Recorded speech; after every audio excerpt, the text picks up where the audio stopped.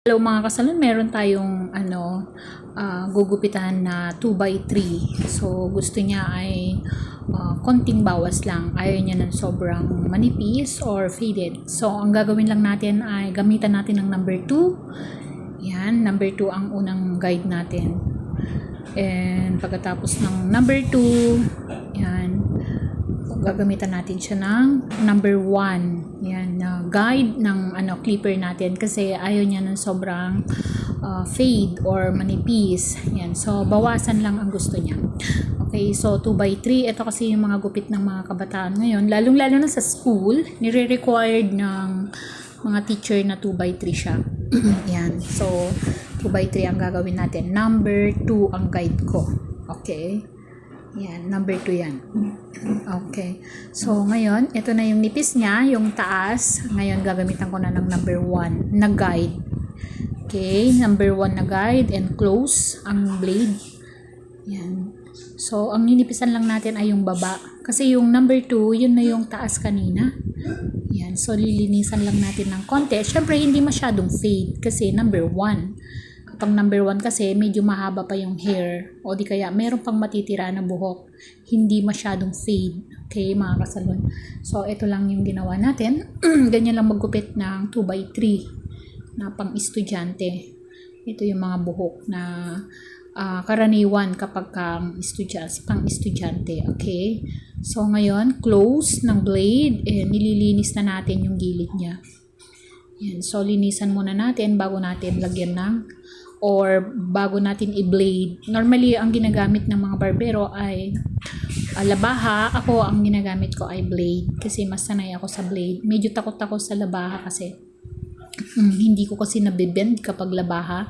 Pero kapag blade kasi, nabibend ko ng konti. Yun kasi ang ginagamit ko pag nagtatanggal ako ng kilay or nag-shape ako ng kilay ng customer.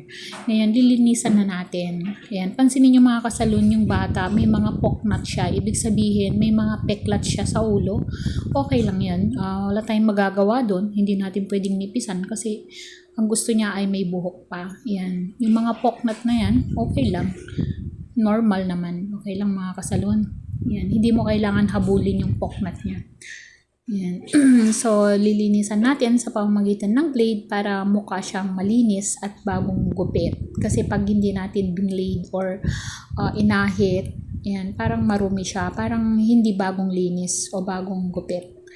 Yan, ganyan lang mga kasalon para magkaroon ng design o di kaya mukhang bagong gupit. Yan, lilinisan lang natin sa pamamagitan ng blade or di kaya ay labaha. Depende sa iyo kung anong gusto mong gamitin. Okay, ngayon yung buhok niya kasi ayaw niyang pabawasan. So i-trim lang natin. Ang guide natin ay yung sa taas kung gaano kahaba yung ginawa natin kanina.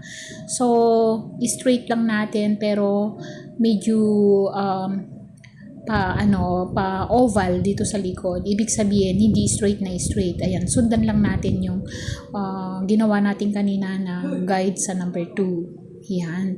So ganyan lang mga kasalon, pantay lang kasi yung bata ayaw niya nang maiksi. Yan, ayaw niya na iksian doon sa taas. So parang pantay lang ang gagawin natin. Okay, then ninipisan natin gamit ng thinning scissor. Ninipisan ko lang siya para hindi masyadong makapal tignan. Yan. So sa pamamagitan ng thinning scissor, nagmukha siyang mahaba pero manipis siya. Ayan mga kasalon, thinning scissor lang ang ginamit natin. Hindi na natin masyadong iniksian sa taas kasi gusto ng bata ay ganun lang siya. Yan. Ayan mga kasalon, salamat sa panonood. Ayan lang ang way kung paano tayo maggupit step by step. Madali lang mga kasalon. Basta aralin lang natin ng gusto, kung ano yung gusto ng customer. Yan, titingnan natin sa Google o di kaya may picture siyang ipapakita. Yun lang ang susundan natin mga kasalon. Salamat sa panonood mga kasalon. Yan, sana hindi kayo magsawa sa panonood sa akin. Okay mga kasalon.